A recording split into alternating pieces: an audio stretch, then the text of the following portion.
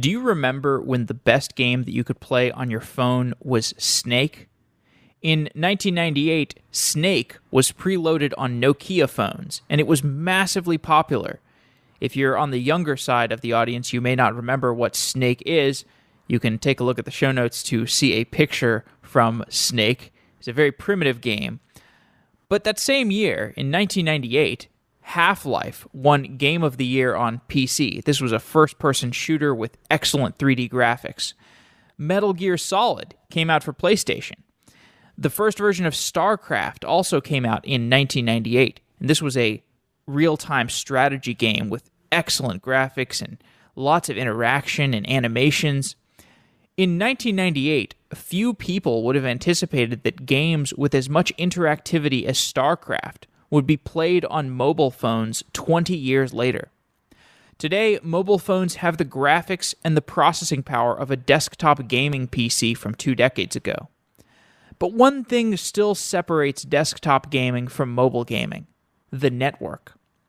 With desktop gaming, users have a reliable, wired connection that keeps their packets moving over the network with speeds that let them compete reliably with other users. With mobile gaming, the network can be flaky. How do we architect real-time strategy games that can be played over an intermittent network connection?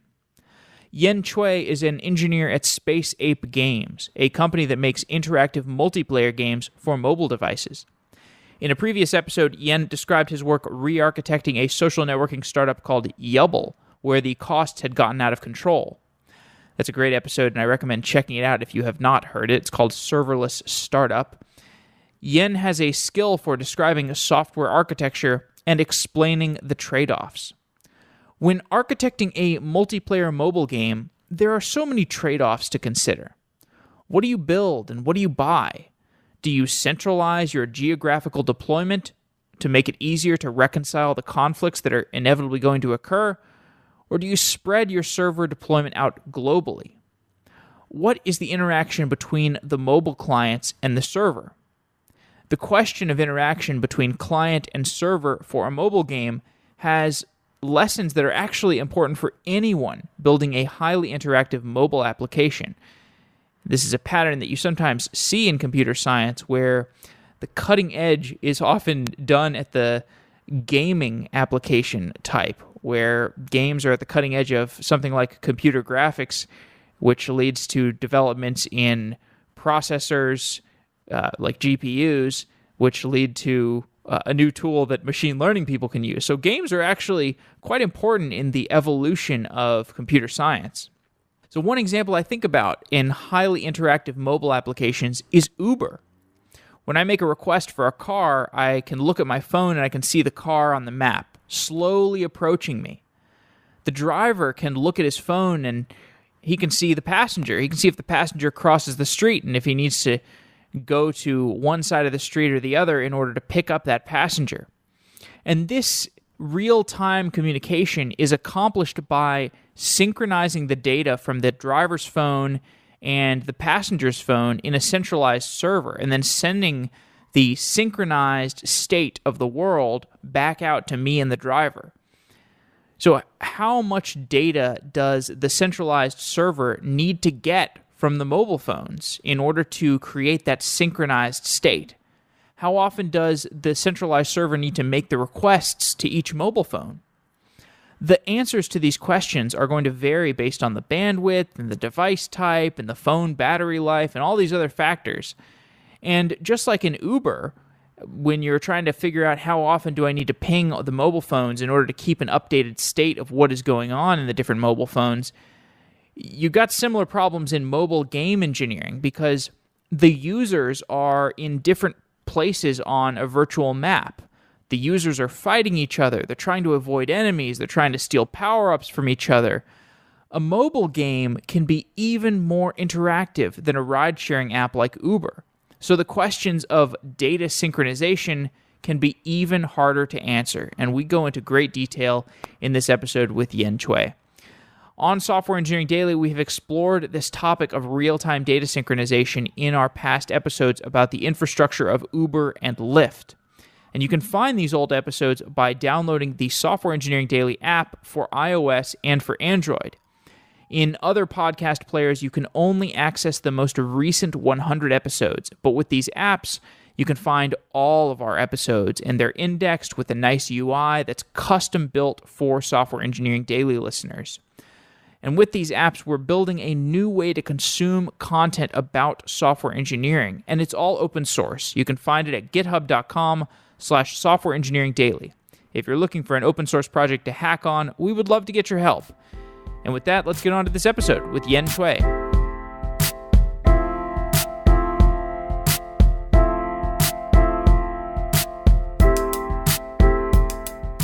ConsenSys is the largest blockchain company focused on building software on the Ethereum platform. They've developed Truffle, the most popular Ethereum development framework.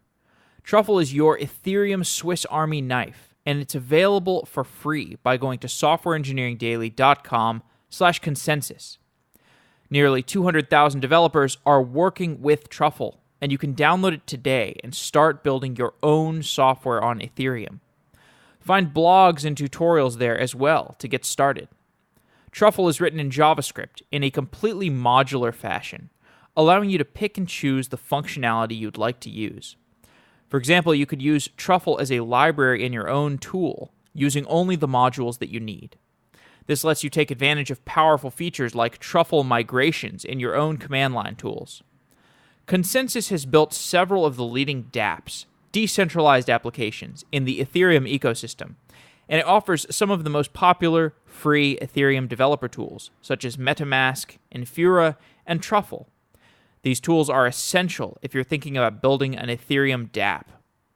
Learn about Truffle and download it directly from softwareengineeringdaily.com/consensus to get going on Ethereum development. And if you want to hear a show about one of the topics that ConsenSys knows a lot about, send me a tweet at software_daily and tag at consensus. That's with consensus with a Y instead of a U, consensus, with the topic that you would like to hear about. So tag both of us and let us know the topics that you're interested in hearing about. Thank you.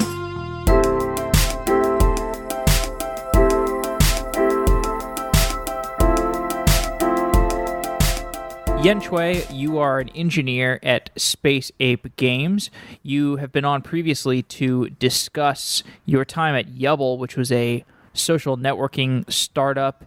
And in that episode, you discussed your refactoring of Yubble. And it was a really, really popular episode where you were talking about just all this refactoring and this efficiency gains that you got that were ultimately undermined by the problems of the business, the fundamental problems of the business. But it's great to have you back, Yan.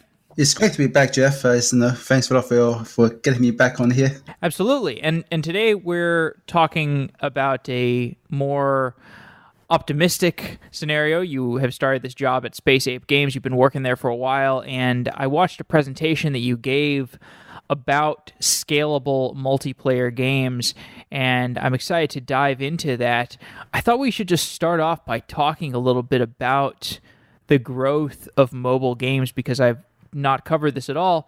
These mobile games, I think we've basically, the amount of time people spend playing console games has probably dropped, or perhaps mobile games are complementary to that. Why don't you just talk about your perspective on the growth of mobile gaming? Yeah, so from so I guess going back a couple of years ago, I was at a company called Gamesys, where I was building, again, casual games, but mostly on Facebook. And straight away, even during that couple of years, maybe 2-3 years, when Facebook games was the biggest thing around, you have all these games that's got 200 million users, daily active users. But pretty quickly, that landscape shifted to mobile, and that mobile space has just continued to grow. And compared to, I guess, console games is definitely on a decline. At the same time, we are seeing mobile games that are getting more sophisticated and are getting more core as well. For a very long time, mobile games was very focused on the casual audience, but now we're seeing games that are more and more targeting towards the core gamers. And this perhaps even more so in the East, in the Far East, than maybe in the West. one of the things we see often as well is that the mobile games in the West, they are still kind of soft, kind of mid-core, whereas the games on the Far East is now going much more focused on real-time gameplay. But we are slowly seeing that trend happening in the West as well. If you look at some of the top grossing games in 2017, I think in the West, maybe 13 of the top 100 grossing games has got a real time multiplayer element to it. And if you look at the absolute biggest game in the 2017 is a game by a Chinese company, Tencent, who you may or may not have heard of. They're quickly becoming if not already, the king of mobile games in the world. And they own something like 90% of Supercell, who in turn owns about 70% of Space Ape Games where I'm working. So you see that little family tree there. And Supercell, as you probably know, they are the creator for top grossing games in the West, games like Clash of Clans and Clash Royale. And Tencent, they have a number of massive hits that you may not have heard about in the West, but they are doing fantastically well. And the top grossing game in 2017 is a 5v5 real-time multiplayer game that Tencent has created, and you can think of it as a League of Legends clone. And they are doing some crazy number, something like over $400 million monthly revenue, as recorded by I think Bloomberg, and something around 80 million daily active users. Those are pretty scary numbers, and they have only just moved to the West recently, and they've rebranded. They've done the UI.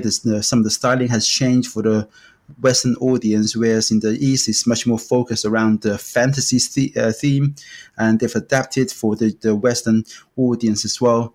But most of those numbers are coming mostly from China alone, which just goes to show some of the potential that's available in this space.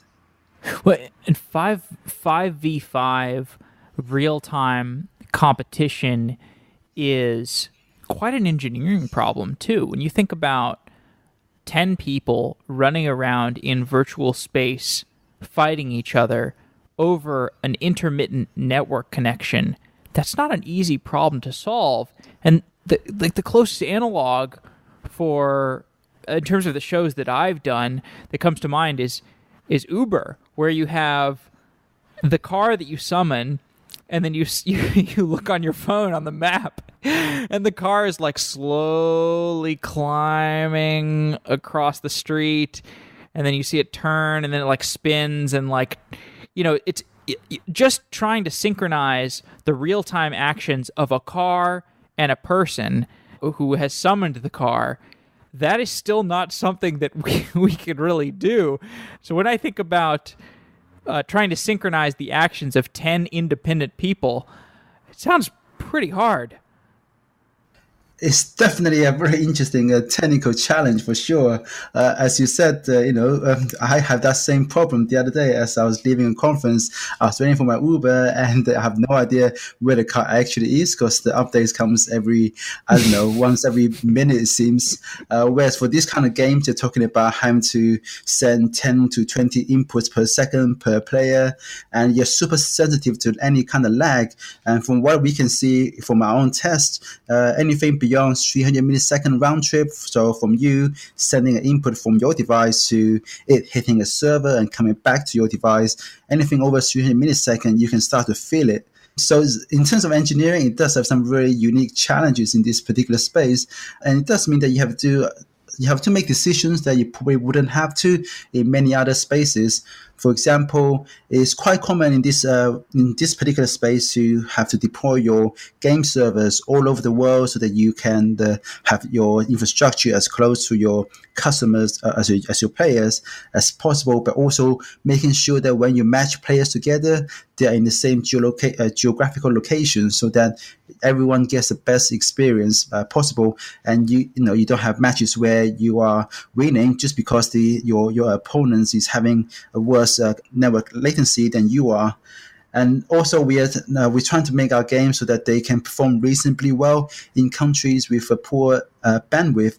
And we have run alpha tests in both Netherlands for the game I'm working on. in both Netherlands as well as the Philippines, and the difference in the networking, both the speed as well as the bandwidth is quite drastic, is quite different. So a lot of that you have to factor those things into account when you're designing your protocols, making sure that you're being very efficient in terms of bandwidth, but also your server have to be very performant so that you spend as little time as possible on the server. And then there's still a whole bunch of tuning around the TCP layer. And we're also implementing a reliable UDP right now as well. And we can talk a bit more about the different approaches available.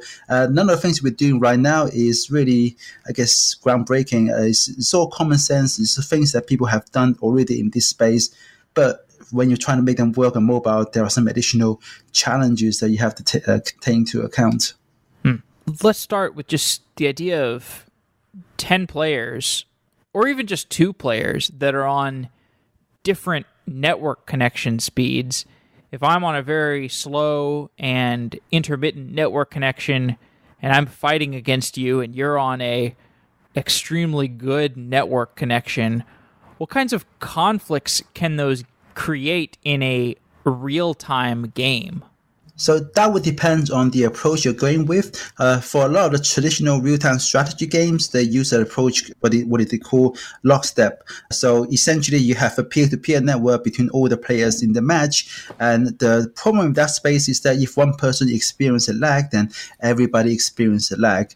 So a common approach that you find with mobile games that are doing real-time multiplayer or strategy or just battle arena type of games is that you may still be doing lockstep, but the lockstep happens via the server. So if one player experiences a lag, he's the only one that experiences lag in that match, rather than impacting everybody in the match. And also, there's significant trade-off between whether or not you want to have the server be the authoritative. So, all the state changes happen on the server, and the server broadcasts state changes in the deltas in the state to all the players, or you just have the players send inputs to each other and have the synchronization happen on the client side. So they minimize the amount of data they have to get transferred.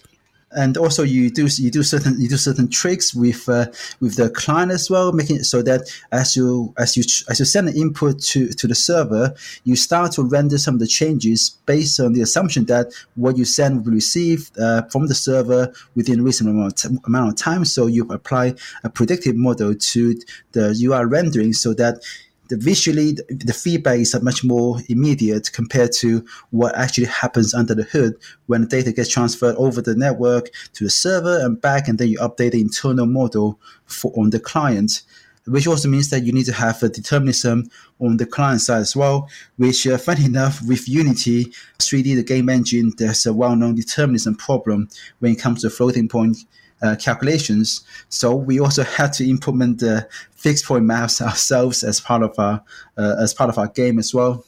So if you have people that are moving around on a map, and then they're sending their movements to the server is going to be authoritative about whether what circumstances those movements will resolve to, but the clients can make predictions about those movements. So if I move from one point in the map to another point in the map that is open space, I'm just walking across a grassy field and there's no enemies on the grassy field, my client-side device, my phone, can make a prediction that the server is going to be completely fine with that movement. I'm moving across a field, that's totally fine. So even if the network connection drops off and my packet is received, but it takes a while for the server to send the next packet that defines the next set of states across this big map, everything's going to be okay because my client-side device can just say,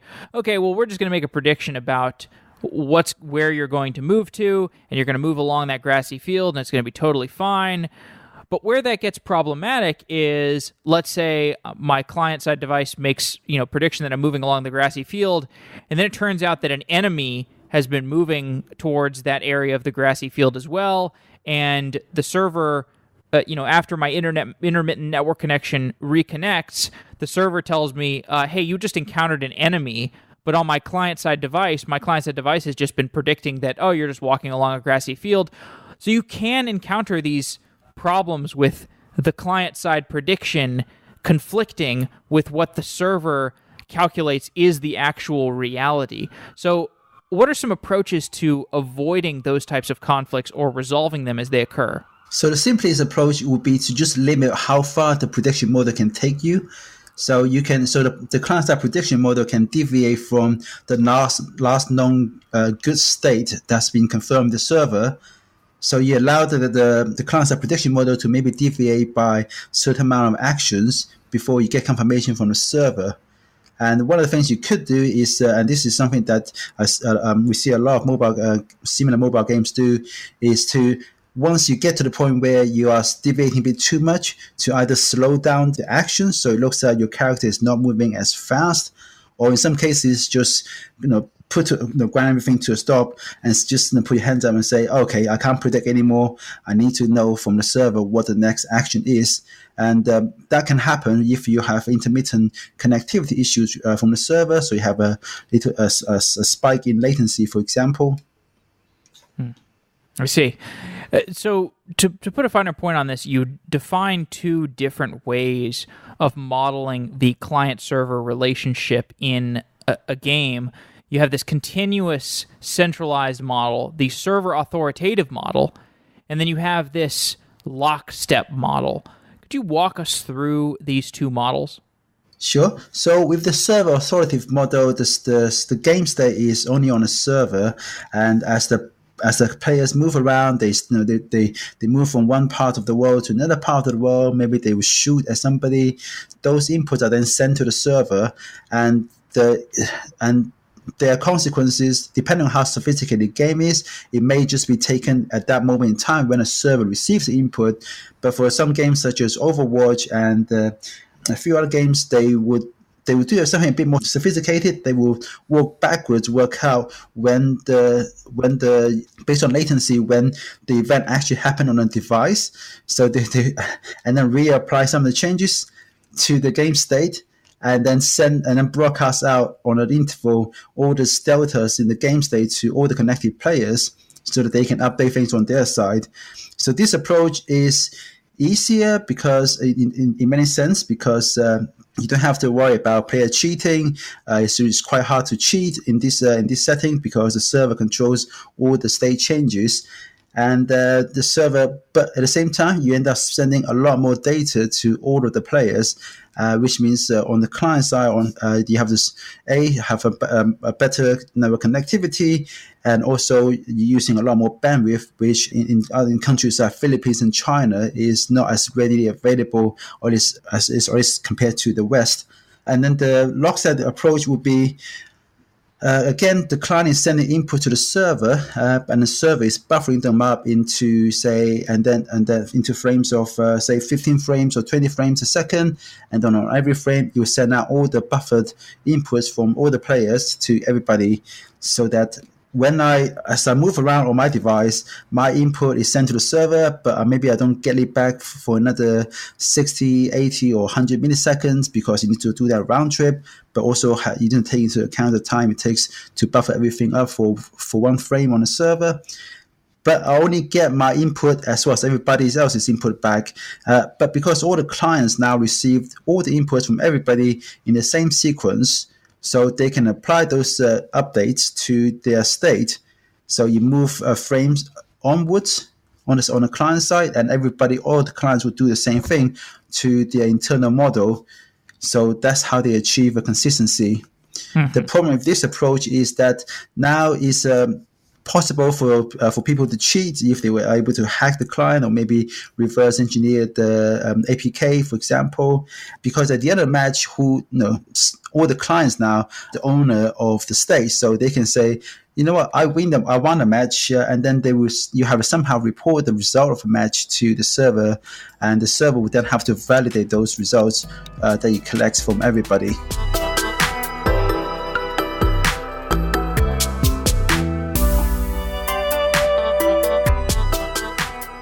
You are building a cloud-native application, and you need to pick a cloud service provider. Maybe you're just starting out with a new app, but you have dreams of scaling into the next giant unicorn. Maybe your business has been using on-premise servers, and you want to start moving some of your infrastructure to a secure cloud provider that you can trust. Maybe you're already in the cloud, but you want to go multi-cloud for added resilience. IBM Cloud gives you all the tools you need to build cloud-native applications.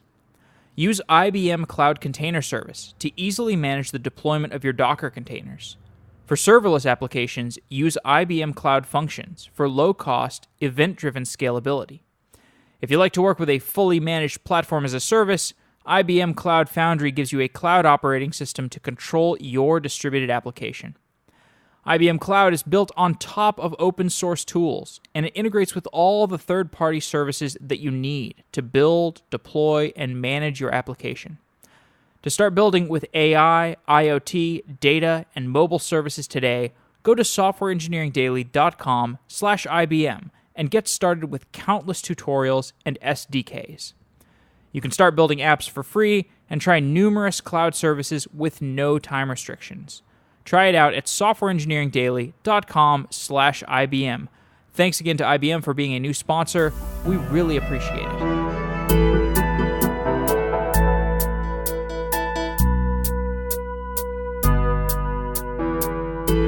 Okay, I didn't quite understand how you could do cheating in the lockstep model, so maybe you can explain that a little bit later, but I guess I just want to make sure I understand this correctly. So the server authoritative model is more of a streaming model where at any given time, if I've got a client, I can send my state and my changes to the server, and the server is going to respond to me with other updates that it's received from people. But in the lockstep model, so for the server authority model, you are sending your input, but you're receiving from the server updates to the state for the entire game world. So you would so for example, I would say, okay, for my character, I've moved north, but what I get back would be my character's new position in the world, as well as the position for every other character in the same match. As well as maybe if the world is a dynamic world where, volcanoes will fire or something else will happen, right, those state changes to the game world would also be sent back to you from the server as well. But in the lockstep model, I can send updates to the server however frequently I want, but my received global state changes that involve everybody else's moves, those are going to be batched. So everybody's inputs get buffered, and then they get calculated in some batch, and then every n milliseconds or whatever, there is a lockstep, and the lockstep sends a multicast message to all the clients that are involved, all of the updated state. Am I contrasting this correctly? So the lockstep both lockstep and the server authoritative involve some batching and they involve multicasting at a certain frame rate. The difference is whether or not the server is sending you game state changes or just inputs from everybody. And the lockstep approach would be the server sends you inputs for everybody rather than the game state changes, because the server doesn't have the game state. The clients are authoritative in this case of the game state. Wow. Okay. So in the lockstep model, the client just gets deltas from the other clients essentially. So I move forward, I move backwards, and those are inputs that I'm sending to the server, and those are inputs that I get back in the lockstep approach, but also get back from the server all the inputs for everybody else. So in this case, would be Jeff, his character moved forward. He's now aiming at a 40-degree angle. Right. So the server authoritative model is, and now I understand the hacking problem in the lockstep model, because the clients are essentially, they're each individually responsible for deciding on the game state, which should be totally fine. If all of the clients send the moves that they have made throughout the game, and then those moves get multicast by the server to the rest of the clients, there should be no issue there at all. They should be able to derive the same game state because they each have the same set of moves that they have aggregated from each of the other clients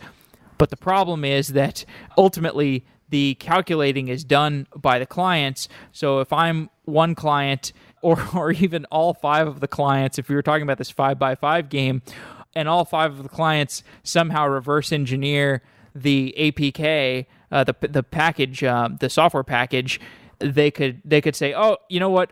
Actually, we calculated that we won this game, and the other team would be saying, no, we calculated we won this game, and then you could have some sort of problem there because the clients are deciding on the ultimate calculated end game state. That's right, which is why you still then have to have a mechanism for doing server-side validation based on inputs. So run the simulation on a server to decide what is the authoritative answer for what's the end game state. Oh, okay. So at Space Ape, the game that you're working on, or the games that you're working on, you typically use the lockstep model? We have 2 games that we've been working on. That's a real-time multiplayer. The one that I'm working on right now is using the lockstep approach. Another game is using a slightly different variant where the simulation for the AI components. So imagine if you play League of Legends, you have those creeps, right? You have those towers. So they also have AI involved AI as well. In the lockstep scenario that I've described to you, every client will be running the simulation, the AI for those for those things. But there's also a slight variant whereby you will have a master client that are doing the calculation for the AI, and he would then broadcast any changes to the AI states to everybody else. So one of our other games is using that variant. Which in terms of bandwidth and bandwidth use is slightly more expensive than the lockstep, but it's still a lot better compared to server authoritative. So the trade-off that we're talking about here is primarily in the bandwidth, because in the server authoritative model, it sounds great because the server is resolving all of the moves of everybody, and the server decides on a game state, and then the server can just broadcast the game state to all the users. But the problem there is that if you need to broadcast the entire game state to all the users, that is a lot of bandwidth. Whereas in lockstep, you can just broadcast essentially the diffs of each move and have the clients do the calculation, because having the clients do the calculation, you're going to be much less bandwidth constrained when you are just sending the change set of the moves. That's right, and we know from many from talking to other companies that has built these kind of games, that your biggest cost when it comes to operating these kind of games at scale is going to be bandwidth, but also it impacts your users' experience, especially in those countries where bandwidth is much more scarce compared to, if you're in the West.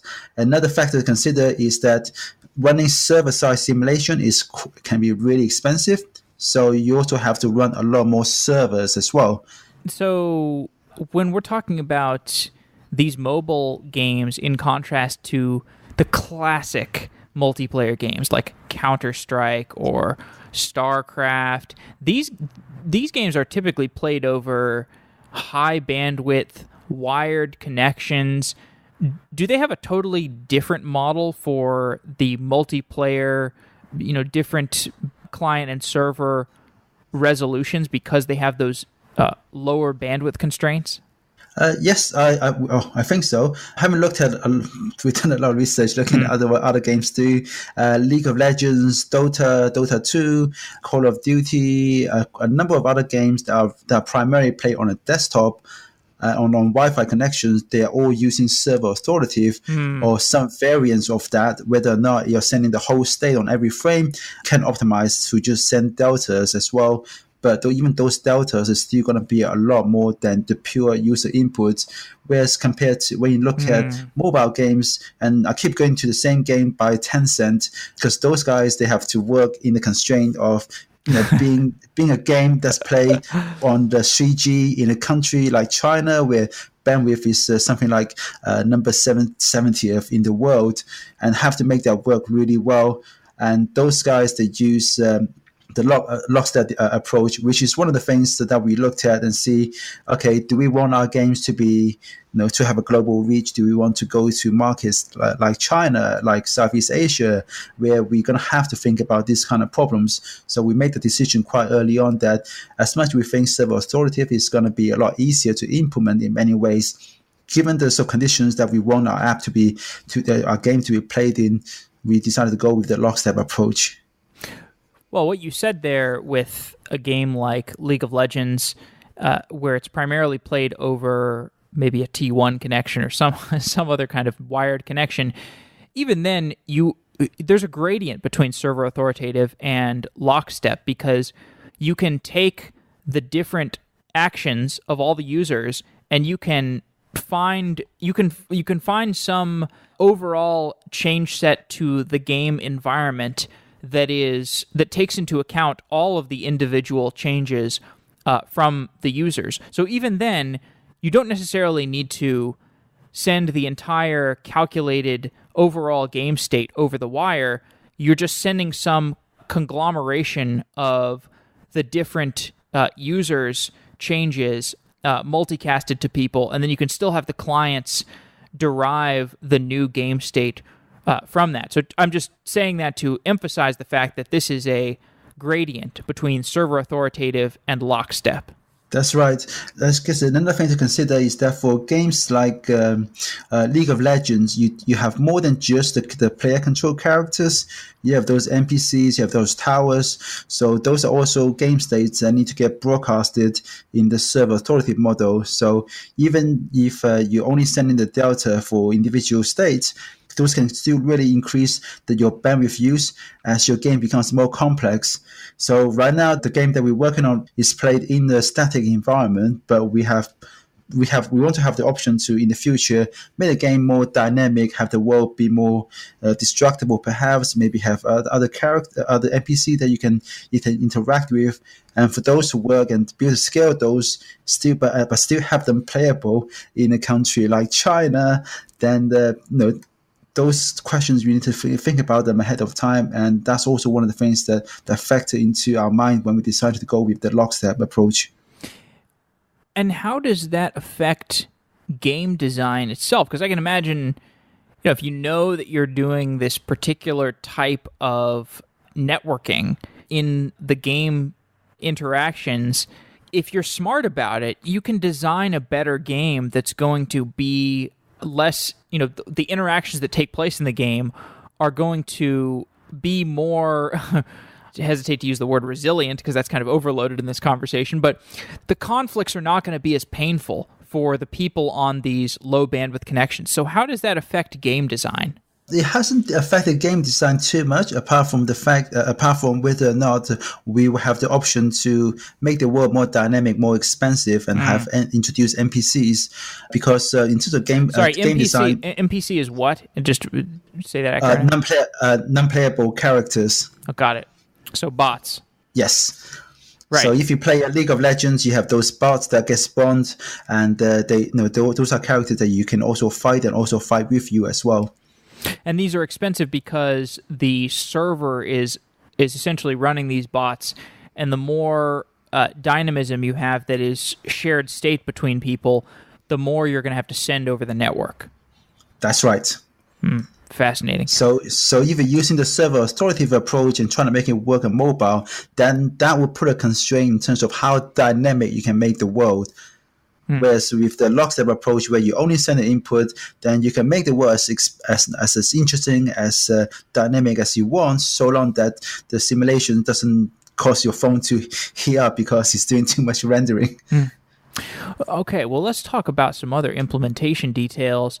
One thing you emphasized in a talk that I saw you give was that you want to deploy these kinds of games to multiple geographic locations because, if you have a game like 5x5, it's a 5x5, 5-on-5 war game, all you need is 10 people. You don't actually need the entire network. Like something like Facebook, you need a global synchronized deployment because if somebody in China comments on a post that I made, we want that update to happen aggressively.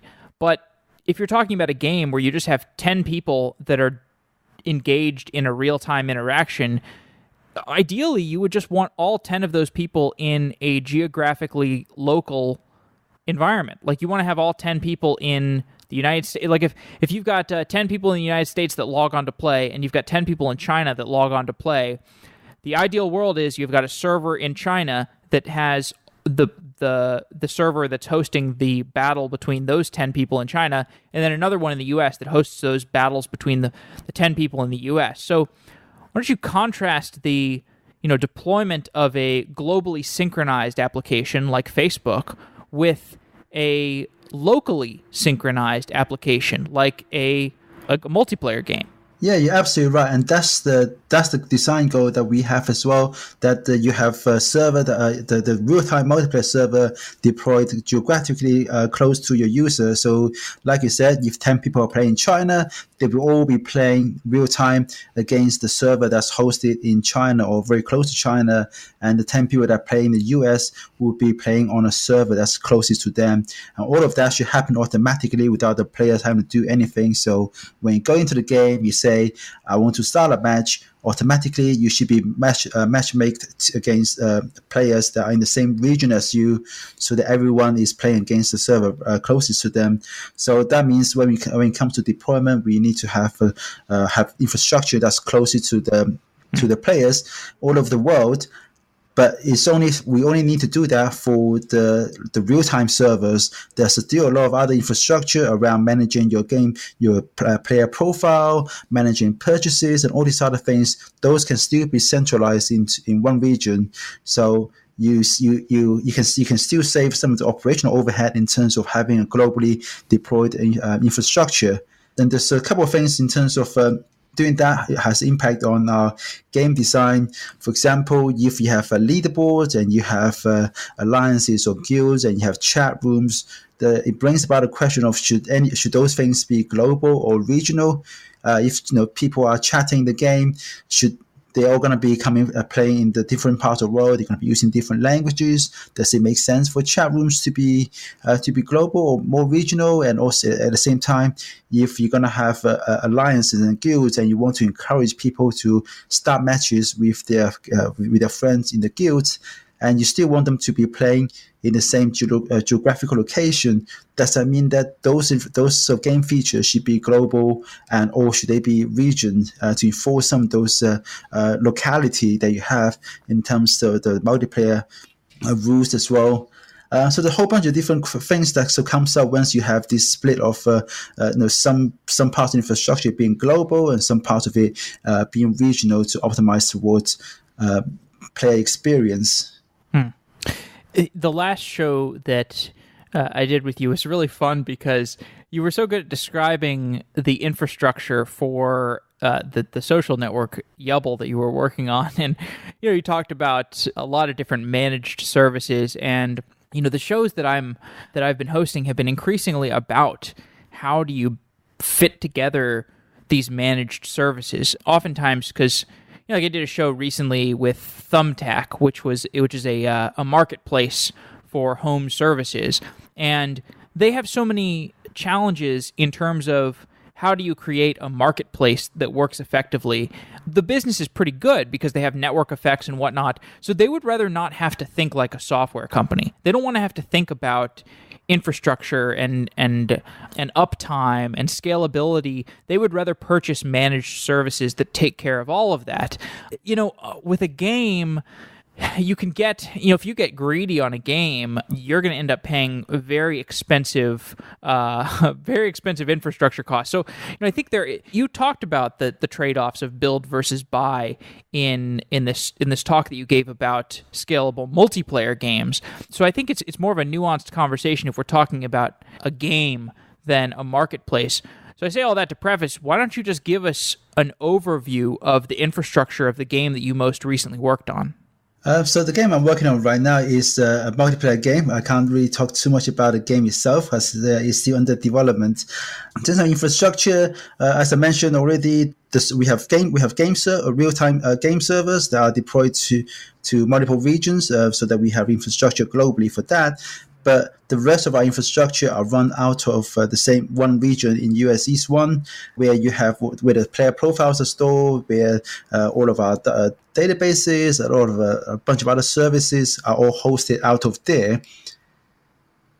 And in terms of the build versus buy, you have several companies that are so operating in this space. The biggest one is probably Exit Games. They have a product called Photon, which is essentially what we are building, but they offer it as a service, and it gives you many of the things that we are building already in terms of having the multi-region support.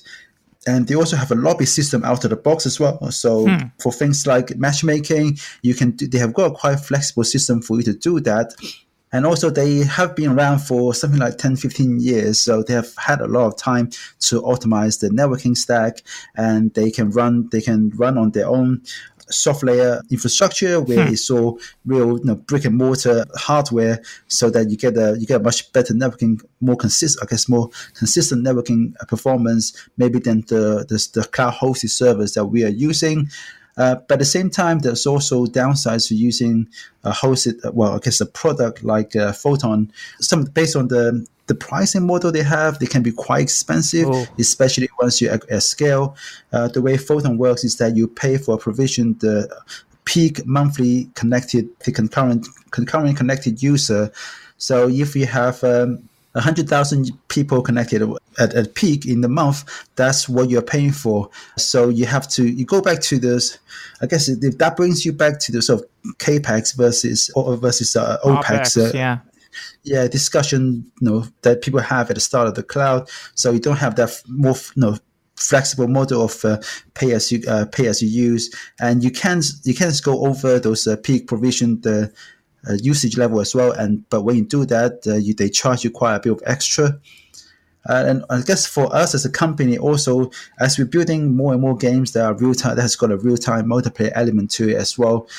This question that it took us a very long time to decide whether or not we should continue to build something in house or to just use Photon. Especially as we already use Photon for some of our other prototype games, and there's quite a bit of experience in the company already, and we do really love what the Exit Games have done with the Photon product. But as a company, if we're going to be banking the future of the company on all these real-time multiplayer games, we feel that there's an element of risk, there's an element of limiting the risk and exposure that we have by owning some of the core stack that we have.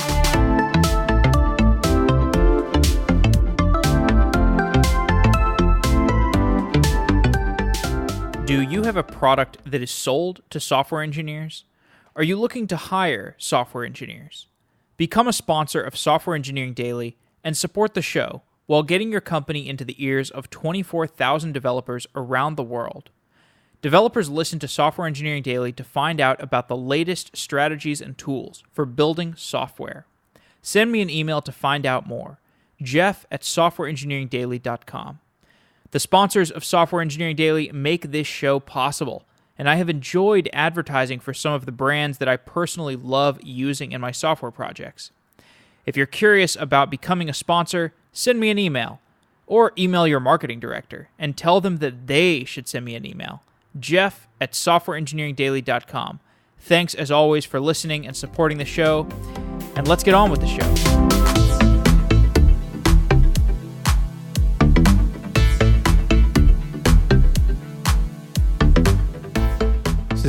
So Photon is some platform as a service that's kind of expensive. But it's really good. But it's really good. Yeah. That's pretty interesting. So, but all the stuff that Photon takes care of for you, if you wanted to do that yourself, you would have to rewrite like a lobby system, and it sounds like a lot of networking stuff that's difficult, and then also their networking stack is on soft layer. So I think with soft layer, the advantage of soft layer is like you get directly deployed to bare metal rather than on AWS where you're deployed to virtual machines that are on bare metal. Is that right? That's right. And the downside with using bare metal machines is that, and that's why Photon has that pricing model of the peak usage level, is how long it takes for them to provision additional hardware. And also on the other hand, the networking on Amazon Web Services has been gradually improving, and just recently they announced support for the new C5 class of instances, and that has got some additional networking optimization that's been done to the instances type. I think in this case it allows you to allow networking to go through to get the real networking rather than a virtualized network.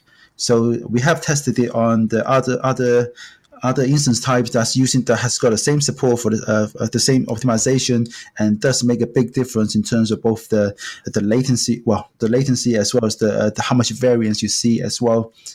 So networking on Amazon is getting better, and then we also, because for the multiplayer servers, we're just going to run it on VM. We're not dependent on other managed services, so it means that we can also use Google Cloud as well, which has got more expensive networking, but also from what we can gather is also better networking as well. And it's interesting, Google has literally gone the other way, where now they're offering cheaper but worse networking capability to their VMs, whereas Amazon is trying to improve their networking offering with EC2. So just to clarify, you have some of this game workflow on, what was it called? Not Electron. What was the name of the service? Photon, right. Okay, so you've got some of your system on Photon, which is a platform as a service for game stuff. And then we have some games that are using Photon, and during the early prototype development, we were using Photon, but we made sure that for the game that I'm working on, the networking layer is separate from the game layer, so that we're able to have the same game run on both our own stack as well as on Photons. And in fact, that's what allows us to run A/B tests when we went to Netherlands and in the Philippines, so that we can compare our implementation with Photon side by side to gauge how good our implementation is. And I guess one of the big reasons for us to decide to build our own is because we feel we have enough expertise in the company to take on this type of engineering task, which if you don't have, and many of the companies that we know that work in this space, they may not have that same expertise, then Photon absolutely makes sense. So this networking stack that we're talking about, this is the conversation that we were having at the beginning of the show. You like, if you're using Photon, you get some API into a lockstep networking model? So you still build some of those protocol yourself. So with Photon, they just give you the networking layer in terms of TCP and the reliable UDP, but also allows you to write some code that runs on their server. So you can implement both the server authoritative as well as lockstep between your custom server code on Photon as well as your client code. So Photon is, I can't stress this enough, it's a great product, and it's very, very flexible. Sure. No, I mean, this is like, I talk about, I'm always hawking Heroku, because I mean, Heroku is a sponsor of the show, but also I use Heroku all the time, and I love it. But there are certain products for which Heroku would just make zero sense. Like, if you're like a stock trading company, it probably would not make any sense to be deployed to Heroku, because you have such high bandwidth requirements, and just also it just is going to eat into your margin eventually, and you just want to be, I don't know, maybe I don't even know what I'm talking about. But basically, this is just a discussion that, the build versus buy of platform as a service versus infrastructure as a service is a conversation that many companies are having with themselves. But when you're talking about this networking logic that Photon takes care of for you, that you are now implementing, I know you're in your talk you discussed the actor model. Maybe we can go into that, but what exactly are they taking care of for you? Like, because you said you have to deploy your self-written code that manages like what is going on in the server, how the lockstep stuff is going, but what exactly are they doing in terms of networking? They take care of having deployments multi-region, so that they can have the infrastructure that's deployed to different data centers all around the world. You get that out of the box, and they also have a lobby system they get out of the box. You do still have to write a lot of custom code in terms of the communication between the client and server. But the client library that gives you can out of the box, you can choose to say use a TCP, use UDP or reliable UDP, and all of those things that you have to implement yourself. Otherwise, at a protocol level, so they give you a lot of that out of the box. When you say implement something at the protocol level, what does that mean? So take the TCP implementation as example. We're not just making a HTTP request with a JSON. So all that protocol, all that is happening with a custom protocol, so that we can package all the payload as close as possible, so that we minimize the amount of bandwidth we're using. But also managing the state, so that you have the concept of a match, how many players and what the current state for those players. Photon makes a lot of those very simple for you, and you can plug in your custom code so that you can do additional things. I'm not that familiar with Photon, but from my understanding, all of that becomes a lot simpler with Photon, and you don't have to write a lot of the custom networking code that I've had to write myself. I see. Things that are managing connections, reconnect, and matching a connection to player to a match, and all of that. And this is this why I saw another presentation you gave recently about protocol buffers. So is this did you have to write your own protobuf interface to describe the communication between the client and the server for the sake of not being on Photon? Like, does Photon take care of the over-the-wire object representation for you? They can do, but in our case, because we want to have that layered, that you can swap out the Photon client with our own client, talk to our own networking stack. So we end up having to write some of those ourselves in the end anyway, just so that we have that portability. But in our case, we are not just sending a protobuf, because protobuf can also have those tags as well, which means you are sending a bit more data than we'd like. So we are using a custom protocol to communicate between the client and server. Interesting. Well, it sounds like Photon is really quite flexible, and you can basically go as low level as you want to, but if you want them to take care of things like over-the-wire object representation, they will figure that out for you. Yeah, that's my understanding as well. Okay, all right. Well, we won't speculate any further on Photon. Tell me more about your infrastructure. Like, what do you use for the database? For example, if you've got this real-time state management that needs to be reconciled in. Well, I'm sorry. You have some servers some games that are doing the server authoritative model, and at least these servers have to do the real-time state management. So, what's your durable store?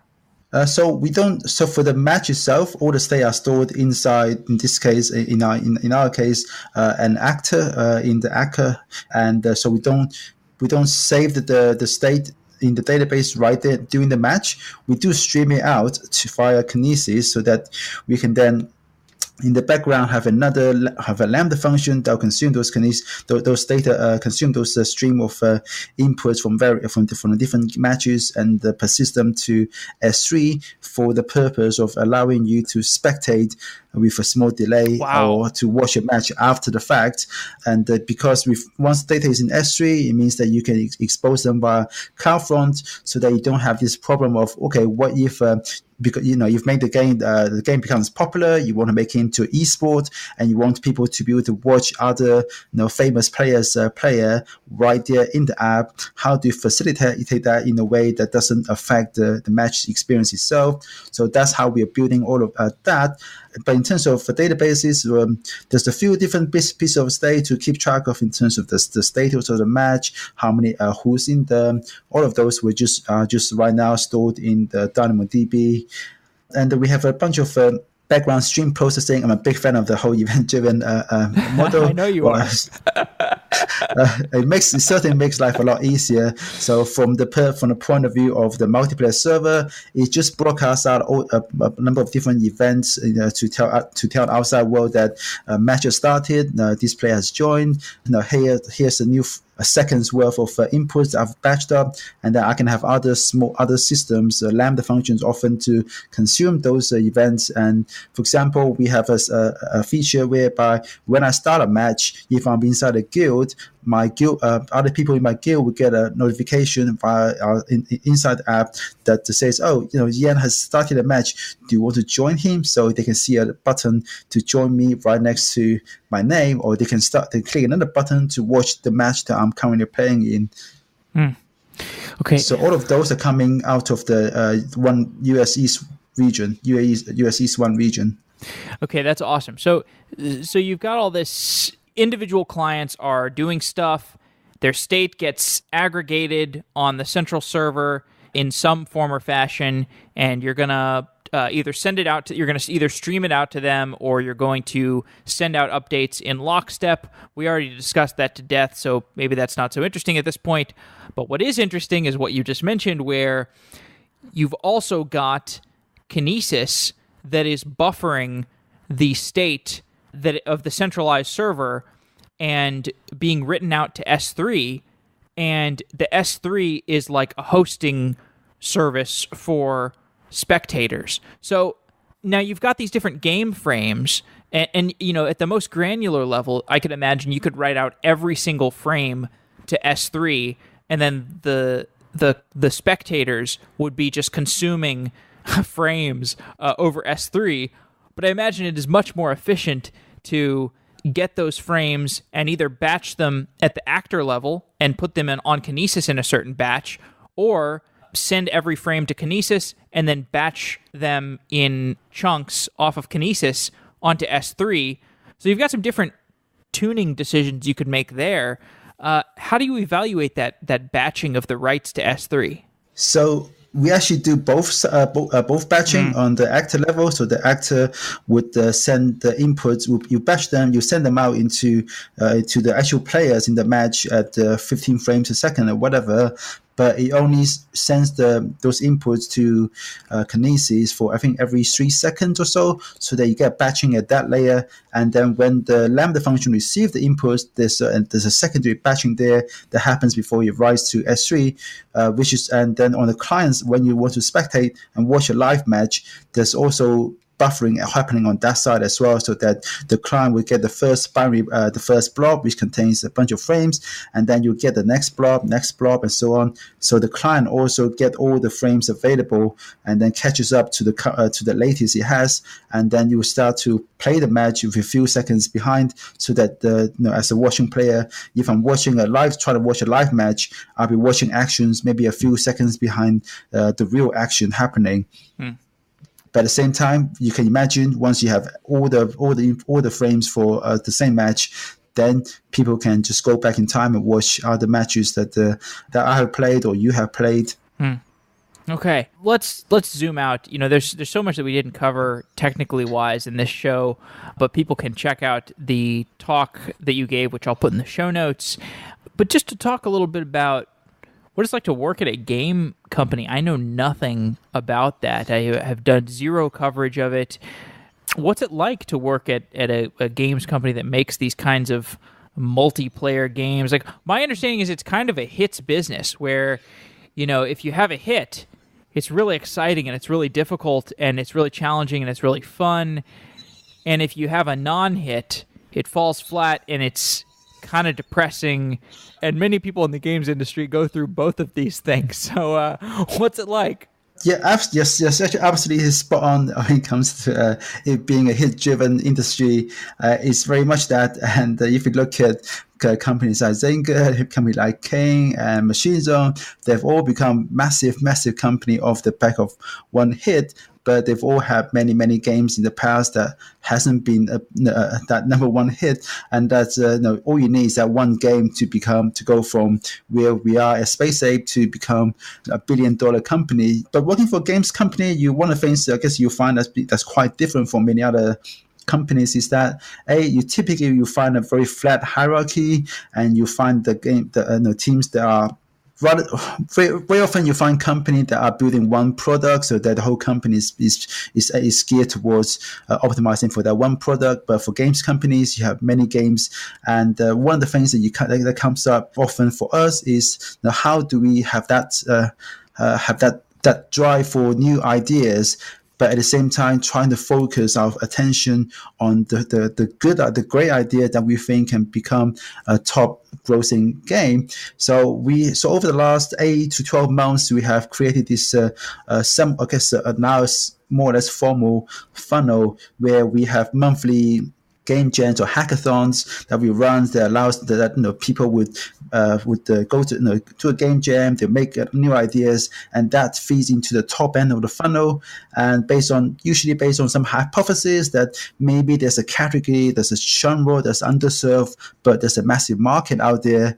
And then we create, for going from there, maybe over the course of 2 or 3 game jams, you take the initial idea, you polish it up to the point where, okay, you have something that is playable that you can showcase to other people in the company. And as you build up more and more confidence in the company that, hey, maybe this is something we can pursue, then slowly we start to sort of form teams around those ideas, and we let them go wild and prototype and try out different ideas, different game mechanics and whatnot. And then you try to start to size the market, try to test against the market, do various tricks to see how much interest there are for maybe the theme or maybe the genre. And then we keep going from there into making company playathons, so that you have a 1 day or 2 days and everyone just try to take part in the massive tournament inside the company to play your game, give you feedbacks. At the same time, you can collect the metrics to see how engaged are people. And then you go to alpha and beta to get those external validation. Right now, of this whole funnel, we have 1 game that's in beta, and the game I'm working on right now is heading towards the second alpha build earlier next year. So, but at the top end, we probably had at this point 80 to 90 games, different ideas. Wow. And one of the great things, I think one of the things that really stands both Supercell and Space Ape games out from the competitor is in that when you have ideas, it's not the CEO and you have people that form those prototype teams to work on those ideas, and it's the team that decides what ideas to kill. It's not the CEO, it's not the game designer, but it's the team itself. And the team has been responsible to say, okay, actually this happened recently for one of the teams that's been working on this idea for maybe 7 months, and that they eventually they just sit down and say, well, we've tried so many things, but all these ideas we've tried, we can't see us doing better than what's on the market already. So we're going to disband the team and go back and get absorbed back into the company to work on various different things. And that's something that the Space Ape does really well, as well, is in terms of recognizing that you need to align personal interest with the company's vision and company's best interest. One of the things that I often ask employers when I was doing a lot of interviews after Yabble went under is how do you do that? How do you make sure that people's best interest is aligned with the company? And I think this is a problem that often the management don't recognize. That everyone would just tell me, oh, it's not a problem when we make those personal objectives 6 months ahead of time. To make sure everyone is aligned with the company's overall goal. But that's a very long time. And also, if everyone has got their own, and if you at the end of the 6 months or 12 month cycle, your performance review and your salary review is based on how you measure up to those personal objectives that is set by your manager, 6 months to 12 months earlier. How to then deal with the fact that what you're working on may not be in the best interest of the company, or if you have to collaborate with another team, and what the other team is working on is more important for the company's future. But if you help those guys out, now when it comes to end of year review, you'll be penalized for both your performance scores as well as your salary. And depending on the company, you may even be liable to be sacked if you're working for companies that are directly code the bottom 25% of employees based on their performance score. So Yeah, well, you bring up such a great point. And like, how do you build a company where creative destruction can happen is a really important question to answer, because developers they want to be artistic. They want to have. In fact, I think everybody who's a good employee, the type of people that you want to hire at a company are creative go-getters, and they want to take ownership over a product. They want to do creative stuff with it. But unfortunately, that can sometimes conflict with, let's get the business done, right? Like, let's debug the thing that is really not fun. It's really annoying, but it is debugging our cash cow, which we need to do. And there's some trade-offs that can occur there. If you're an employee who only tries to launch new stuff and only tries to do creative stuff, and especially if none of those things take off, if you do that for a year and then during your performance review, they look into like, hey, did you actually like do anything? Did you actually debug anything?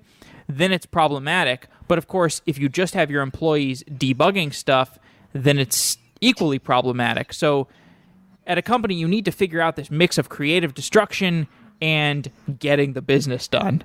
So yeah. Anyway, well, Yan, it's been another fantastic episode. I love talking to you. The time flew by, so that's always a good sign. I'm sure we'll do it again in the future, and I'm really happy that you've landed at a place where you seem very gratified. Yes, it wasn't easy. It was the whole interview process was pretty well. It was. Let's just say I'm not looking forward to doing all these interviews again soon. Okay. All right. Hopefully you look forward to the Software Engineering Daily interviews a little more. Oh yeah, these are great. Okay, great, Yan. Well, thanks a lot. Who do you use for log management? I want to tell you about Scalar, the first purpose-built log management tool on the market. Most tools on the market utilize text indexing search, and this is great for indexing a book, for example. But if you want to search logs at scale, fast, it breaks down. Scalar built their own database from scratch, and the system is fast. Most of the searches take less than a second. In fact, 99% of the queries execute in less than a second. That's why companies like OkCupid and Giphy and Career Builder use Scalar to build their log management systems.